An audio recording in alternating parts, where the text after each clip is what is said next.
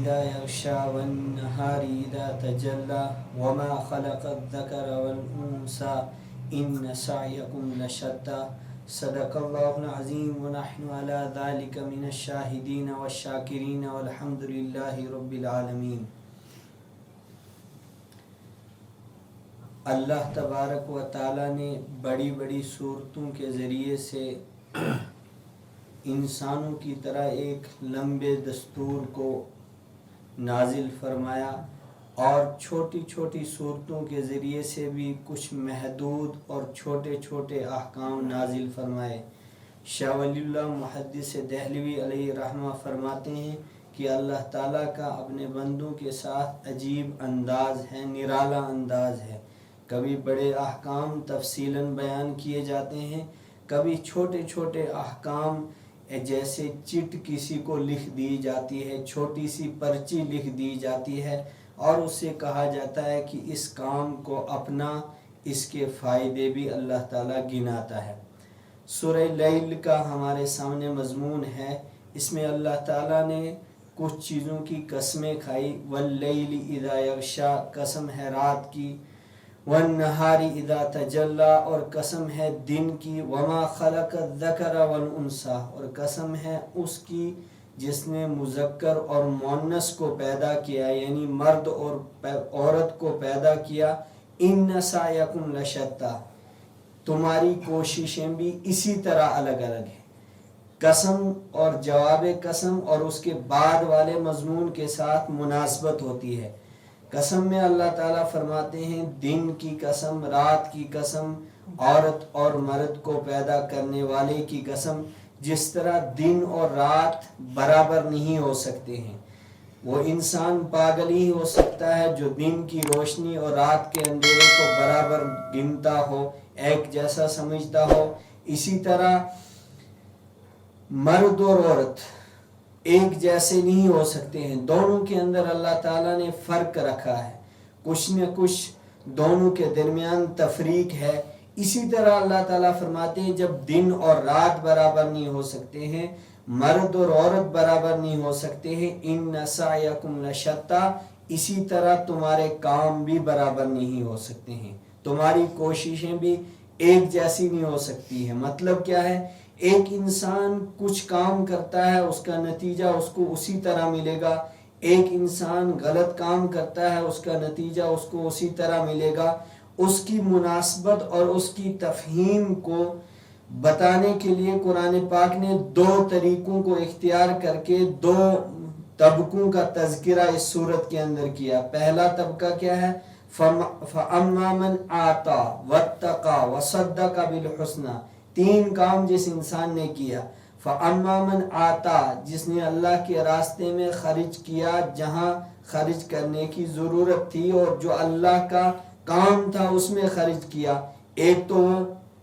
دوسرا فرمایا فَأَمَّا مَنْ آتَى وَاتَّقَى، اور اللہ سے ڈرتا رہا، یعنی اپنے آپ کو بے نیاز نہیں سمجھتا ہے، محتاج سمجھتا ہے، اللہ کے سامنے جھک کر زندگی گزارتا ہے۔ اور تیسرا کام کیا کیا؟ وَصَدَّقَ بِالْحُسْنَى، اس دین اسلام کو قبول کیا، اس کی تصدیق کی۔ ان تین کاموں کے بعد قرآن پاک کہتا ہے فَسَنُيَسِّرُهُ لِلْيُسْرَى، اس کے لیے جنت کے راستے آسان کر دیے جاتے ہیں، یعنی جنت میں جانا اس کے لیے آسان ہو جاتا ہے۔ یہ وہ کام کر رہا ہے جو اس کو جنت کی طرف لے جا رہے ہیں، لیکن اس کے بالمقابل دوسرا شخص وَأَمَّا مَنْ بَخِلَ، پہلا انسان اس کی صفت تھی وہ اللہ کے راستے میں دیتا تھا، لیکن دوسرے والے انسان کی صفت بیان کر رہا ہے قرآن پاک وَأَمَّا مَنْ بَخِلَ، جو بخیلی کرتا ہے، کنجوسی کرتا ہے، اللہ کا دیا ہوا اللہ کے راستے میں نہیں لگاتا ہے۔ دوسرا کام کیا کرتا ہے؟ وَاسْتَغْنَى، اپنے آپ کو بے نیاز سمجھتا ہے، اللہ کا محتاج نہیں سمجھتا ہے، وہ سوچتا ہے کہ میرے سارے کام اسی طرح بنیں گے، مجھے اللہ کے سامنے ہاتھ پھیلانے کی ضرورت نہیں ہے، مجھے اللہ کے لیے نماز پڑھنے کی ضرورت نہیں ہے، مجھے اللہ کے احکام کے مطابق زندگی گزارنے کی ضرورت نہیں ہے۔ یہ سمجھتا ہے بے نیاز اپنے آپ کو، مجھے کسی چیز کی ضرورت نہیں ہے۔ اور تیسرا کام کیا کرتا ہے؟ وَكَذَّبَ بِالْحُسْنَى، دین اسلام کے سارے قانون کا انکار کرتا ہے، تکذیب کرتا ہے، اس کے بارے میں قرآن پاک کہتا ہے فَسَنُيَسِّرُهُ لِلْعُسْرَىٰ، جہنم والے راستے اس کے لیے آسان کر دیے جاتے ہیں۔ یہ ایک اہم چیز ہے قرآن پاک کے اندر، یہ مضمون بہت اہم ہے۔ جب انسان ہلاکت کے دہانے پر پہنچ جائے اور انسانیت اس وقت وہاں پہنچی ہے، اللہ کے عذاب کے اندر گرفتار ہونے کا مطلب بعید وقت نہیں رہا ہے، دور نہیں رہا ہے۔ اللہ تعالیٰ دنیا کے اندر ہی طرح طرح کے حالات پیدا کر کے انسان کو بتا رہا ہے کہ اگر میں کچھ کرنا چاہوں گا ساری دنیا بے بس ہو جائے گی۔ یہ اللہ تعالیٰ بار بار انسان کو اس لیے یہ سارے حالات پیدا کرتا ہے لعلہم یرجعون، تاکہ میری طرف لوٹ آئیں۔ اور بلکہ انسان کے لیے یہ سمجھنا کوئی مشکل نہیں ہے، اگر قرآن پاک پر نظر ہو، قرآن پاک ایک جگہ نہیں بہت ساری جگہوں پر کہتا ہے ظہر الفساد فی البر والبحر بما کسبت ایدی الناس، جو بھی حالات پیدا ہوں گے اللہ کی زمین پر، جس طرح کی بھی پریشانیاں رونما ہوں گی، ان میں سب سے بڑا ہاتھ ہے بما کسبت ایدی الناس، انسانوں کے کاموں کا، یعنی ہمارے کارناموں کا، ہمارے دن رات کے کاموں سے دنیا کے اندر آسمانی حالات بھی بدلیں گے اور زمینی حالات مکمل طور سے پلٹ گئے ہیں اور ایک ایسے نہج پر اور ایک ایسے جگہ پر پہنچ چکے ہیں جس جگہ کے بعد فوراً حدیث پاک میں آتا ہے کہ انسان گرفتار ہو جائے، لیکن اس سے پہلے بھی انسان کی سوچ، انسان کا احساس جاگ نہیں رہا۔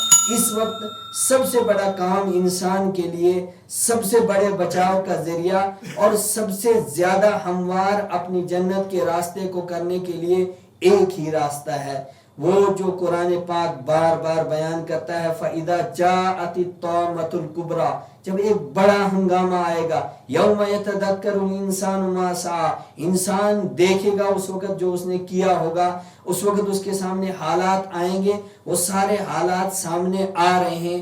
بہرحال ان حالات میں انسان کو کیا کرنا ہے؟ بس یہ چند کام انسان کرے گا تو اپنے ایمان کی کم سے کم حفاظت کرے گا، جان کی حفاظت نہیں کر سکتا ہے، اس لیے کہ وقت وہاں پہنچ چکا ہے کہ یہاں انسان حدود سے کراس کر چکا ہے، انسانیت نام کی چیز ختم ہو چکی ہے۔ اب صرف اپنے ایمان کی بچاؤ کے لیے قرآن پاک کے پیغام کو، قرآن پاک کی تلاوت کو اپنے لیے فرض عین سمجھے اس دور کے اندر، یعنی کبھی ناگا نہ ہو جائے، کوئی دن ایسا نہ ہو جس دن اللہ کے کلام کی تلاوت انسان سے چھوٹ جائے، یہ اس کے لیے بڑی محرومی، چاہے رمضان کا مہینہ ابھی مقدس مہینہ چل رہا ہے، بعد کا وقت آئے۔ دوسری اہم چیز، اللہ تعالیٰ نے جو احکام نافذ کیے ہیں 24 گھنٹے کے اندر، یعنی نماز کا پڑھنا، ذکر و اذکار کا اپنی زبان پر جاری رکھنا، چاہے انسان کام کاج کر رہا ہے، تجارت کر رہا ہے، گھر میں بیٹھا ہے، کھانا بنا رہا ہے، اپنی زبان کو اللہ کی یاد سے تر رکھے۔ تو جب تک اللہ کا نام اپنی زبان سے لیتا رہے گا تو یہ خود بخود اللہ تعالیٰ غیب کے خزانے سے اس کے ایمان کی حفاظت کرتا رہے گا۔ جب زبان بند ہو گئی، یعنی اللہ کے ذکر سے زبان خالی جب تک رہے گی، خطرہ رہے گا تب تک کوئی ایمان پر حملہ نہ کرے۔ تیسرا اور چوتھا اہم کام ہے اللہ کے حبیب کی سیرت کو پڑھے، چونکہ رحمت عالم صلی اللہ علیہ وسلم کی زندگی ہمارے لیے نمونہ ہے، ان کی کتابیں، سیرت کی کتابیں خرید کر اللہ کے حبیب کی تاریخ پڑھے اور ان کی زندگی گزارنے کا طریقہ پڑھے، خاص طور سے جب نازک دور آ جائے اس وقت انسان کو زندگی کیسے گزارنی ہے وہ تفصیل کے ساتھ اپنے گھر کے اندر، اپنے بچوں کے ساتھ، اپنی بیویوں کے ساتھ، گھر کے افراد کے سامنے اللہ کے حبیب کے پیغام کو پہنچائے، تاکہ ان کے ذہن میں بھی یہ بات رہے کہ یہ نازک دور ہے، اس وقت ہمیں زندگی بہت احتیاط سے گزارنی ہے۔ باقی چوتھی بات ہے کہ انسان کو موت کیسے آئے، کب آئے، یہ اللہ کے ہاتھ میں ہے، اپنے وقت پر آ کر رہے گی، لیکن مصائب سے بچنے کے لیے یہ تین کام ضروری آپ سمجھے: قرآن پاک کی تلاوت، رحمت عالم صلی اللہ علیہ وسلم کی سیرت، اور اللہ کا یاد رکھنا اپنی زبان سے لگاتار۔ کوئی بھی کام کرتا رہے تو اللہ کا نام لیتا رہے تو اس میں کوئی حرج نہیں ہے. یہ تینوں کام انسان کے ایمان کی حفاظت کا اہم ذریعہ ہے اور اسی سے ایمان بچے گا. باقی ساری دنیا کی چیزیں جتنے بھی اسباب ہیں وہ صرف نام کے ہیں. تھوڑی بہت انسان سے اس سے فائدہ ہوگا لیکن اصل فائدہ جو ایمانی فائدہ ہے ان چیزوں کو اپنایا جائے. اللہ تعالیٰ آپ کو بھی توفیق نصیب فرمائے, مجھے بھی توفیق نصیب فرمائے. اللہ تعالیٰ قرآن پاک کو ہماری زندگی کے اندر داخل فرمائے. اللہ کے حبیب کے بتائے ہوئے کام اللہ تعالیٰ کرنے کی توفیق نصیب فرمائے. اس نازک دور کے اندر اللہ تعالیٰ ہم سب کے ایمان کی حفاظت فرمائے. موت کا وقت اللہ تعالیٰ ہم سب کے لیے آسان فرمائے. آخری وقت میں اللہ تعالیٰ کلمے والی اور ایمان والی موت نصیب فرمائے. وآخر دعوانا ان الحمد للہ رب العالمین.